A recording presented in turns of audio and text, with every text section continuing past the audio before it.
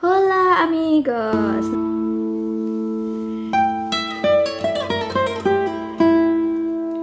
Nama aku Rosalia Putri Larasati dengan NIM 15022213248 dari kelompok 4. Nah, aku ada pembahasan seru nih kali ini, sekalian untuk menyelesaikan tugas uasku yang gak selesai. Tapi kali ini akan selesai. Kalian pada tahu kan film 5 cm? Itu loh film Indonesia yang diangkat dari buku yang berjudul sama, karyanya Doni Dirgantoro. Ceritanya itu mengisahkan ada 5 sahabat yang udah bareng-bareng terus selama 10 tahun. Yang pertama ada Arial, ada Riani, Zafran, Ian, dan Genta, ada 5. Nah, suatu ketika mereka ini tuh berencana untuk berpisah karena memperjuangkan hidupnya. Ada yang punya masalah A, ada yang punya masalah B, kayak gitu. Nah, nanti setelah 3 bulan mereka bakal ketemuan lagi untuk mendaki bareng-bareng. Film ini tuh bagus karena mengandung banyak dinamika harapan, ada impian juga, tekad, cinta, dan persahabatan. Biar makin seru, kelompok kami ini mengkaji film dengan analisis materi dari komunikasi interpersonal, dan kelompok kami kebetulan kebagian materi bahasa, materi yang somehow aku paling suka karena bahasa itu penting banget kalau kita mau berkomunikasi dengan seseorang. Nah, bahasa itu merupakan kode yang kita kasih ke individu lain, dan kode itu udah diverify secara sosial gunanya untuk menyampaikan makna atau maksud menggunakan simbol-simbol.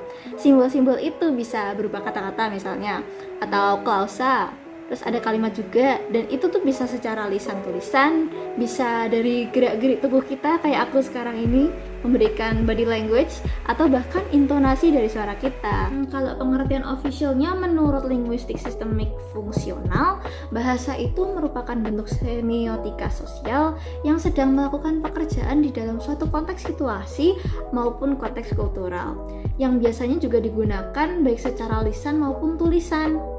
Agak ribet ya kayaknya, aku jelasin lagi deh. Intinya adalah bahasa itu mengandung makna yang bisa berubah-berubah karena adanya situasi dan konteks kultur atau budaya. Gimana? Udah paham kan? Oke, kita lanjut ke segmen yang paling seru dan yang berbobot, yaitu analisa.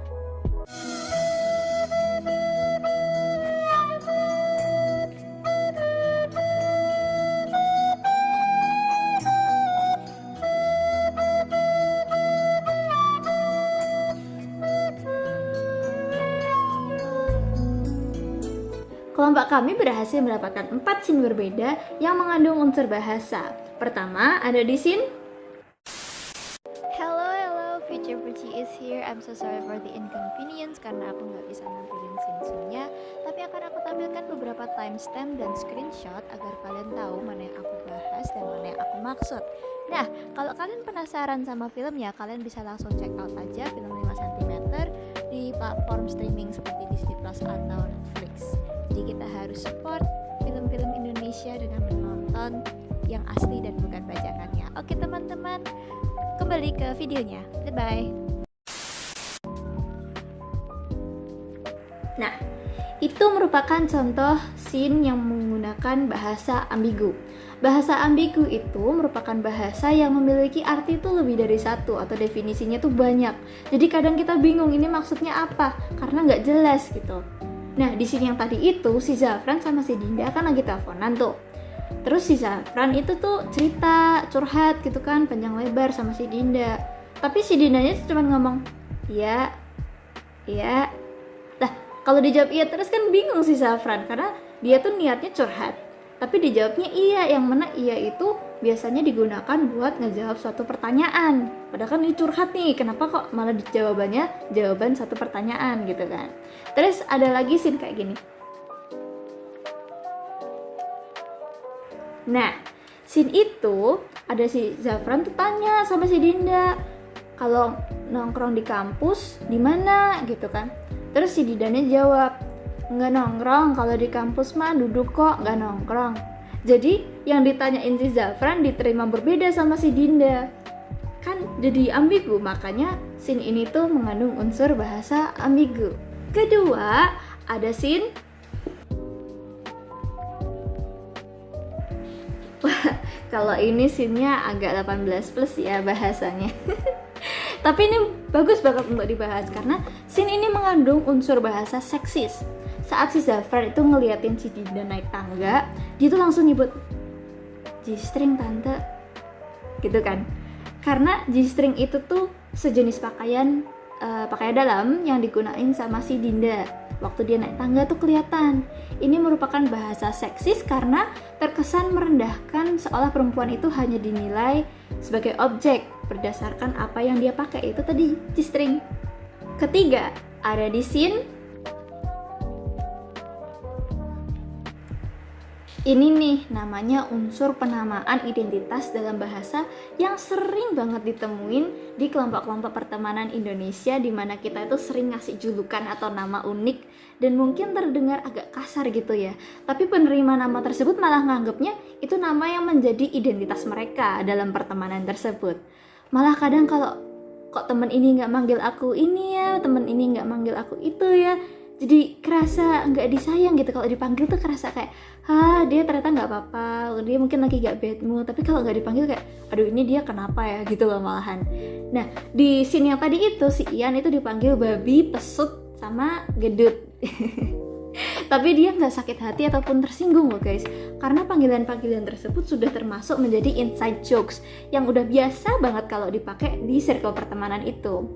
Tapi kalau misalnya nama-nama itu dipakai ke orang lain atau circle-nya orang lain, belum tentu mereka itu bisa menerima, malah mereka tersinggung karena itu agak kasar sebenarnya. Keempat dan yang terakhir adalah scene. Oke, scene ini terkesan simple dan malah ngerangkul banyak penonton untuk ngajakin mereka, ini loh kelima sahabat ini tuh karakteristiknya kayak gini gitu. Dan disebutin tuh juga kelebihan, kekurangan kelima sahabat ini satu-satu. Dan termasuk naratornya juga loh si Zafran yang ngomongin kelebihan dan kekurangannya.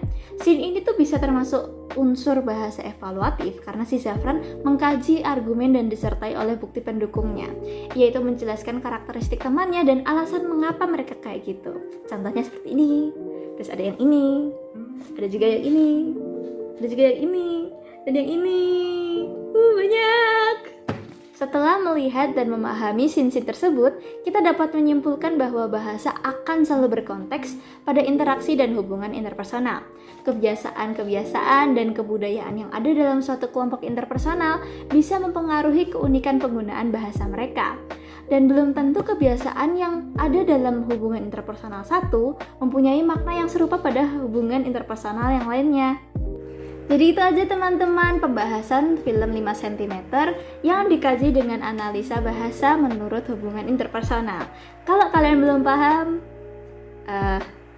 tanya Pak Dudi.